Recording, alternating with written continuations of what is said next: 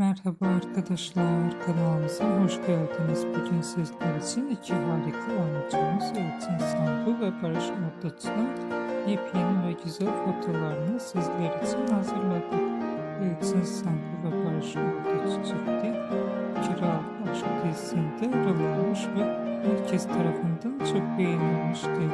Herkes onları birbirine yakıştırdıkları için biz de sizler için onların en güzel ve en özel anlarını hazırladık. Bu videoların devamı gelmesini istiyorsanız kanalımıza abone olup yorum yazmayı unutmayın. Herkese teşekkür ederiz.